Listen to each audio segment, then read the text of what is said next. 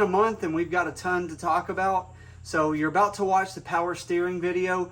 In that video, there's a couple things that I didn't do that'll be in the future episodes. One of the things that I didn't do in this video is weld the rag joint coupler to the steering shaft. That'll be in a future episode. And also running the power steering lines to the power steering pump. But stay tuned for that. Everything else is in this episode. But I wanted to catch you up on some of the stuff that's been going on around here. So as you saw, no association is sold. It's gone, loaded up right under the Lambo on its way to Washington. You might have seen this video.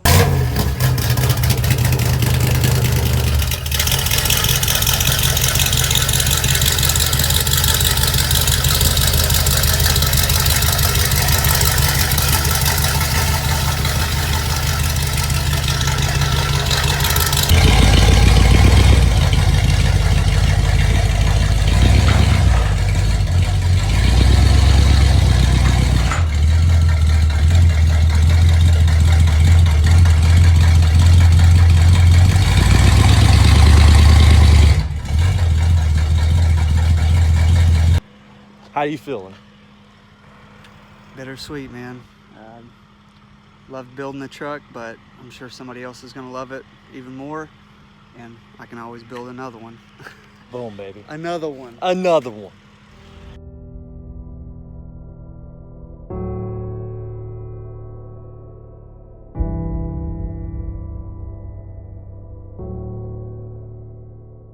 So I'll be out in Rod Run next weekend in Pigeon Forge. My wife and I, we're gonna go out there, check out some trucks, possibly find my next project truck there, in addition to Francis.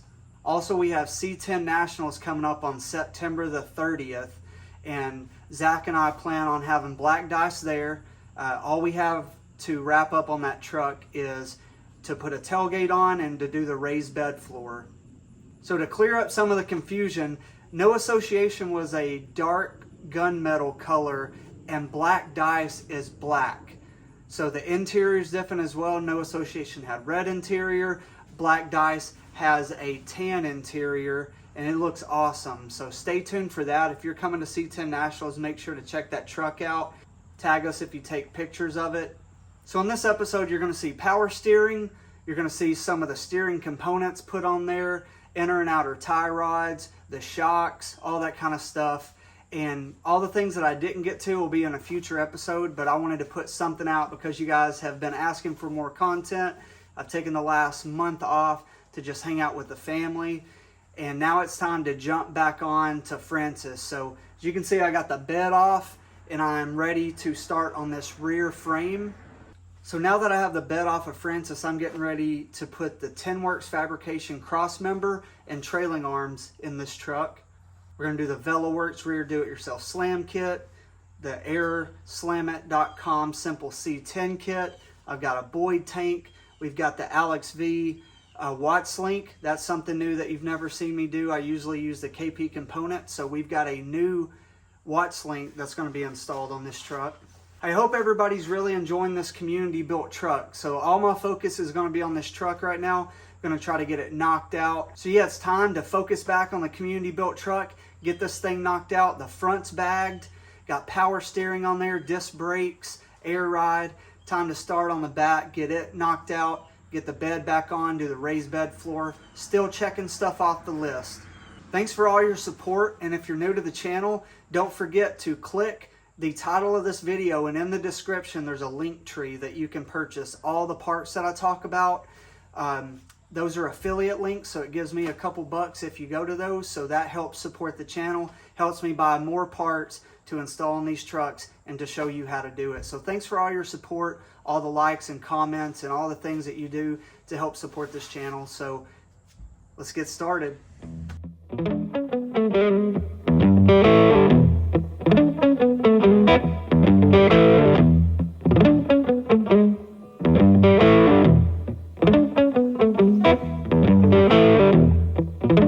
Whose truck is this?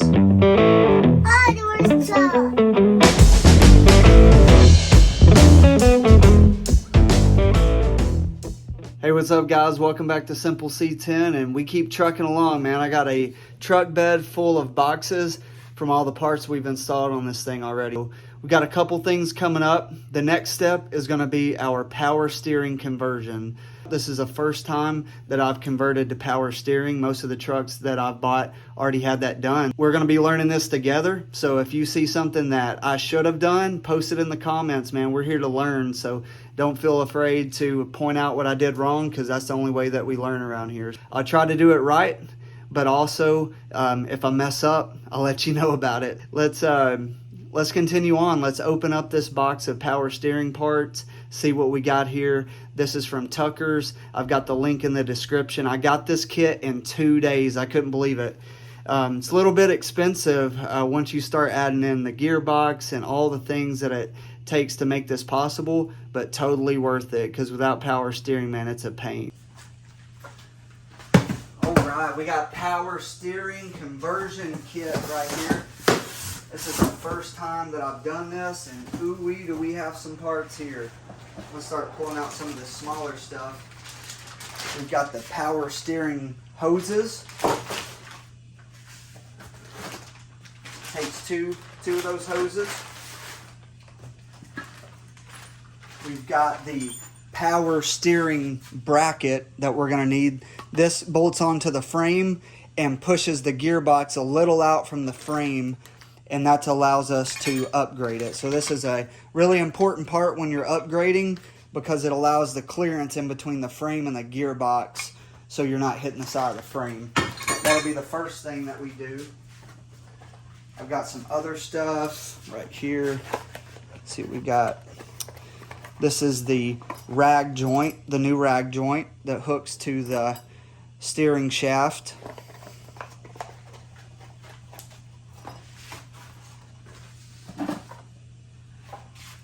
Power steering pump cap. This is the steering shaft connector. So what we have to do whenever you install power steering, the gearbox is a little bit longer, so you've got to cut down your steering shaft, and then this will slide over it, and then you can just tack that in place or drill a hole through it and put a bolt through it. We'll probably tack this in place.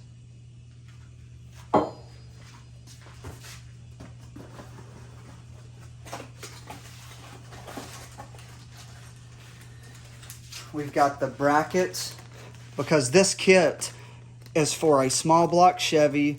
I bought this kit before I bought the LS, but I do want to get this truck running and driving with the 350 in it while I'm working on the LS on the side.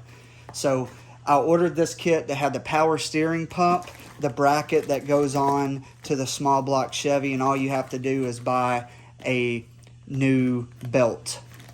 So that's the bracket for the new power steering pump.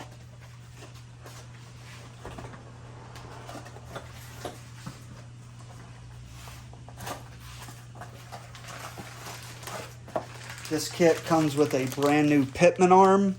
This new pitman arm is going to go onto the new power steering pump, and it's going to give us the right connection to connect to our shaft.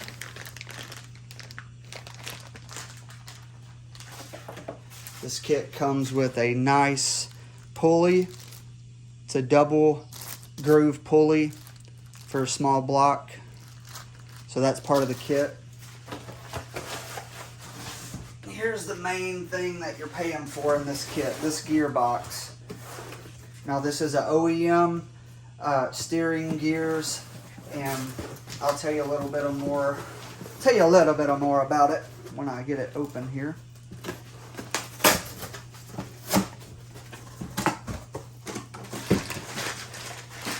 This thing is big and beefy. Let me pull this thing out here. Here is the gearbox. I'm struggling. So this just hooks to the frame. The new pitman arm slides into here. This is bolted into that new bracket that we have, and this is what gives us power steering. So one thing about this specific model is this gives me the 2-to-1 turning, so I can barely turn the wheel and the wheel will turn. So no more turning that huge steering wheel a ton to get it to turn. This is just barely turn the steering wheel, and your steering wheel will go 2 times what it normally would. So I forgot what they officially call that. Before, it comes with a brand new power steering pump that hooks to the small block Chevy. It's got the new cap for it, the new double groove pulley that'll go onto this. You get a longer belt for your 350, hook up the hoses, get that mounted, and you've got power steering. So we'll see. I'll walk you step by step through this, and hopefully it'll be smooth and we'll get this knocked out. All right, first things first, we've got to put this bracket on here. Okay, it doesn't look like much here, but this does a ton of work for us. So this is from Tucker's. They offer a lot of the CPP stuff, a lot of different things. I've ordered through them on eBay. I've got the link in the description. Also have a couple links for their stuff in my link tree if you're looking at this on Instagram. So right below this video that's playing in my link tree. I'm going to read through these instructions, communicate a few important things that I think stick out, and we will start to install this bracket. All right, let's get going. So the first step, what we're going to do, it says to measure 1 3/16 up this shaft and make a mark. 1 3/16. And it says that is where, whenever we cut this off, the flange is going to slide up to, and that's where we're going to weld it onto. Next it says to measure 11/16 from the flange here.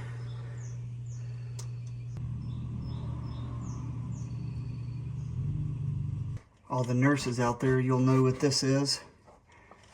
My wife's a nurse, so she brings home any extra she may have.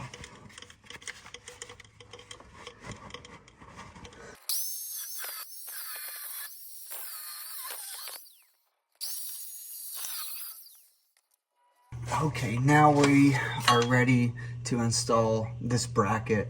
What this bracket does is, if you tried to bolt this directly to the frame, the inner of the gearbox would hit the frame before it would get tight. So this is kind of like a spacer. I just realized you're going to need to loosen this bumper support right here.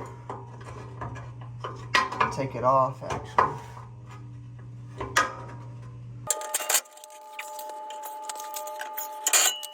So we removed the bumper bracket, and now we're going to use these 2 holes to align this bracket. So you're going to want to put the bracket with this part up. We're going to slide this in there. And just like that right there. I'm going to get another bolt to put in there. And we've got to drill this hole and this hole into the frame.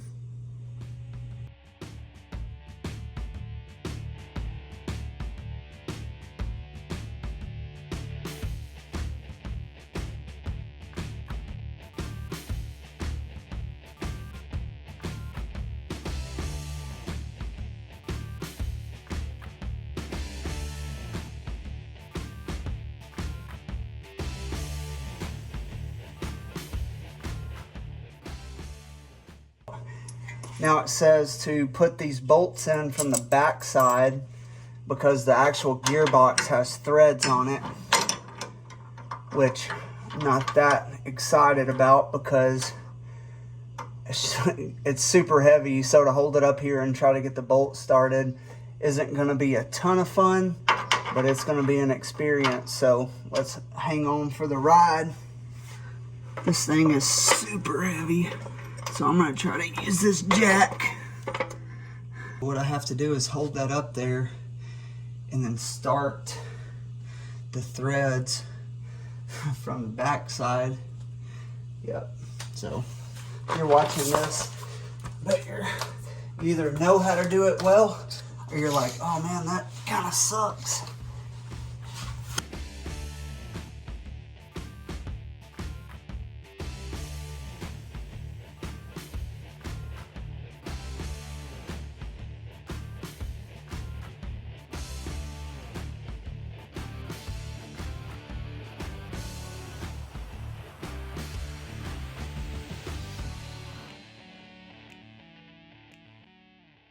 I was getting ready to put this piece on here and I could not fit it around there. I should have put it on there before the power steering pump.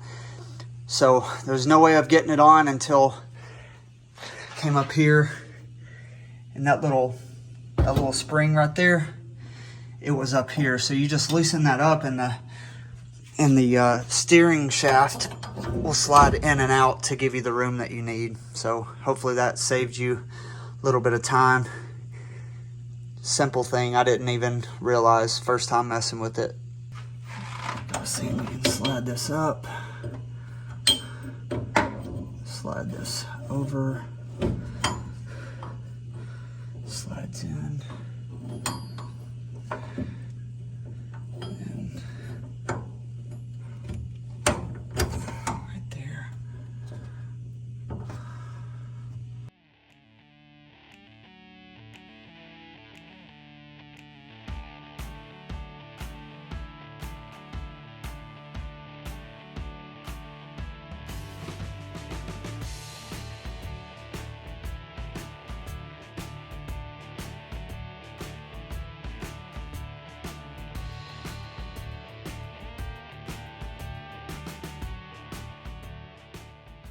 So we're getting ready to assemble our inner and outer tie rod ends, and it comes with this adjustable sleeve. Again, this is part of the CPP kit that's linked in the description.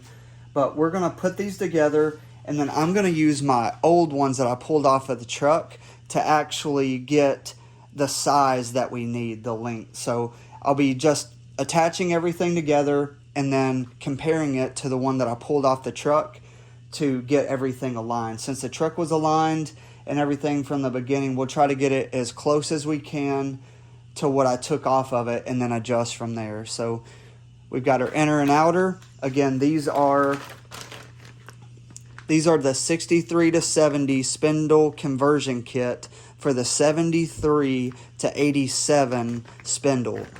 So this kit will not go directly onto your factory setup unless you have the drop spindles and the whole kit that I mentioned earlier, because we upgraded all of our ball joints, the disc brake spindles, the disc brakes, all that stuff is really created for a 73 to 87. So we're going to be using that stuff and kind of go along for the ride here. So it's funny, as many trucks as I've built, I've never done inner and outer tie rod ends, but on Francis, it's really important that I replace just all the steering components, all the brake components, brand new air ride, the frame is painted, pretty much everything under the patina truck is going to be brand new. So especially with that LS going in here, I want to make sure all my stopping and steering and all that stuff is really good.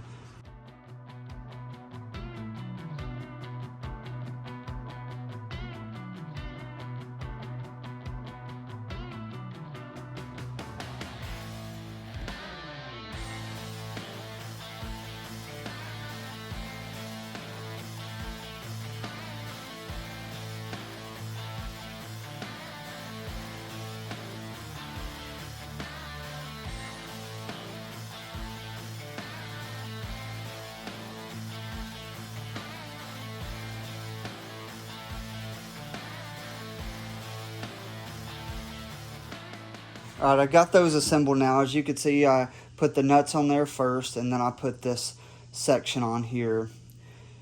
And one thing to keep in mind, these are two different size tie rod ends, so of course the nuts are only going to match up with certain ones. One of them is a left-handed thread and one's a right-handed.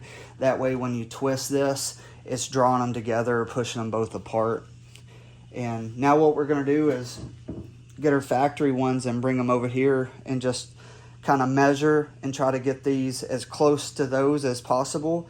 and we'll go ahead and tighten them down. And then once we get on the truck, then we can simply just twist this to make adjustments.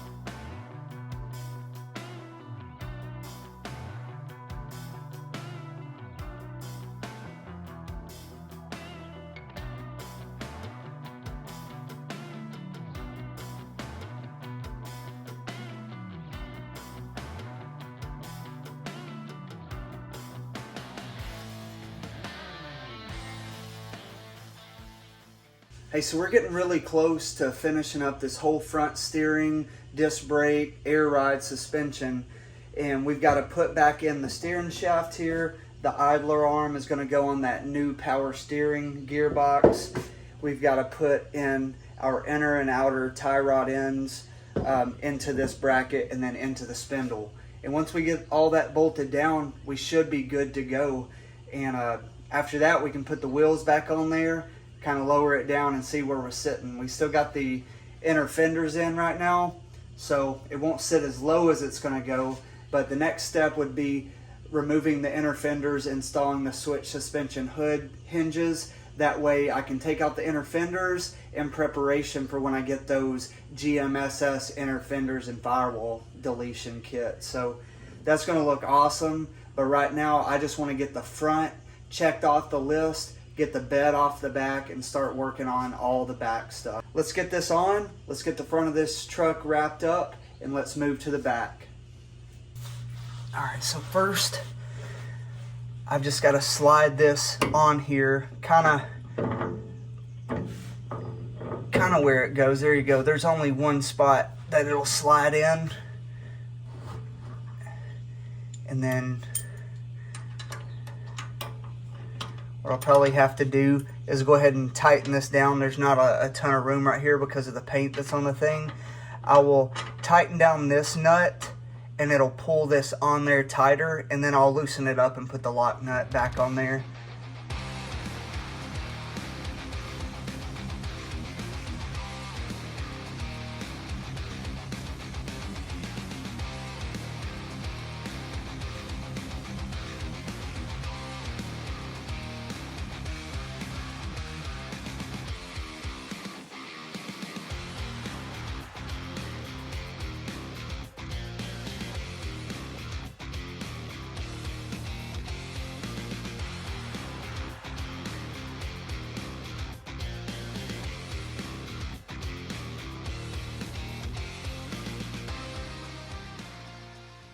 We got our inner and outer tie rods in. Now we're gonna just tighten those down, and then we will put our cotter pins in those.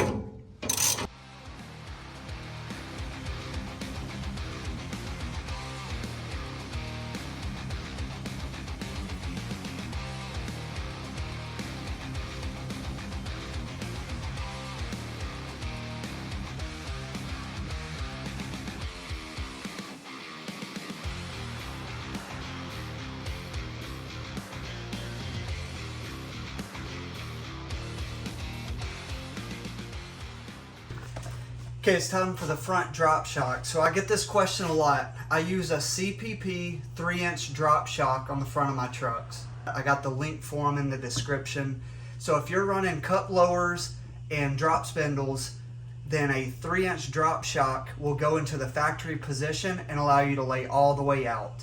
If you're running a drop member or aftermarket control arms or something like that, these will not work. These are specific to the setup that I run. So a lot of people run these. I've never had any issues out of them. It doesn't require you to relocate the top shock bracket mount, which I like. I can install them directly into the truck and I'm ready to roll.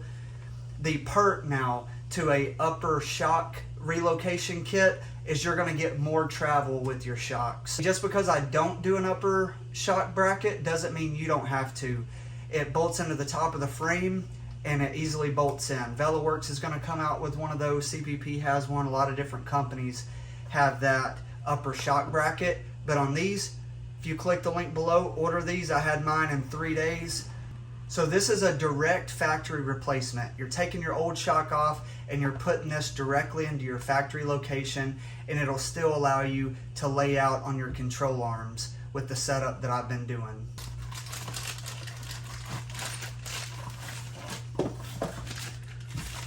So with this kit, you're going to get brand new hardware for the top of the shock, also new bushings there, and then here is the shock. You can tell it's a little bit shorter. It's got an arrow to tell you which side is up, and it comes with those upper brackets. It comes with 2 different sizes of these to go into the bottom depending on the size of the bolt that you're using. These are only about 50 bucks a piece, so they're not bad at all to get new shocks on the front of your truck. Because if you use some kind of Monroe shock or some type of lowering shock that's not 3 inches, then your shock is gonna max out and you still are gonna have some drop. So you need the 3-inch drop shocks. Again, link in the description, links in my link tree if you're watching this on Instagram.